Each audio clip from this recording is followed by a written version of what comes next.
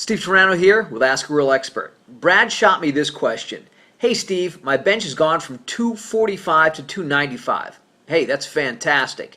He says I could get 225 for 10, but the following week I get 225 for 8, and now I'm down to 225 for 5.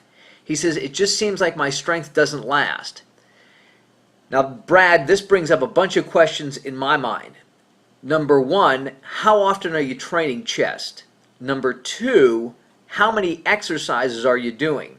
In other words, it almost sounds like you're overtraining a little bit. You have a great chest workout, you've got the power, strength just doesn't disappear like that overnight.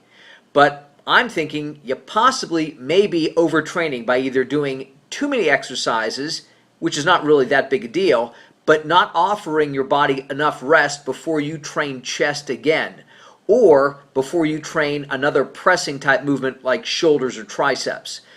The other thing I'm thinking of is this: depending on how hard and how frequently you train, you might not be in enough of a recovery mode. And this is why I tell people about utilizing some type of sugary drink to replace the glycogen. You end up having a big week of training, not just chest with regards to bench press, but everything's strong. Back, biceps, legs, man, you feel like King Kong. And then the following week, you feel kind of punky.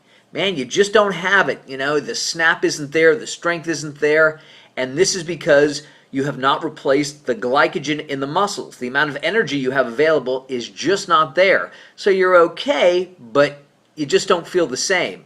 And then possibly during that week, if you don't replace that glycogen or that muscle sugar, you don't feel as well the following week. And then somehow you end up getting enough rest, you end up eating enough food, and boom, your strength is back. So those are the first two things that come to mind. Number one, you're not replacing the glycogen, and possibly you're not giving your chest enough rest. Quickly, with regards to increasing your bench press, there are a variety of ways to do it, besides just training hard and training consistently. A lot of power lifters like to cycle their training with regards to the number of sets and the number of reps. Hey, this week we're doing 10s. Next week we're doing 8s. The following week we'll do 5s and at the same time increase the weight. So I'll give you 3 quick methods of increasing your bench press. Pick a number, pick a weight, and stick with it for that particular workout. Hey, this workout I'm going to stick with 250 for 4 or 5 sets of 8.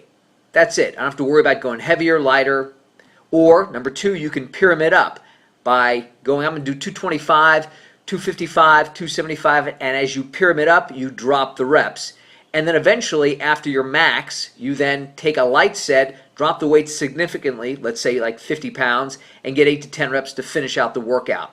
Or, once you're warmed up, pick a day where you feel great, and just keep your reps very low, allowing you to handle much greater weight. Do 275 for 1, and then let's say 295 for 1 or 2, and then let's say we're going to try 305 for 1 or 2.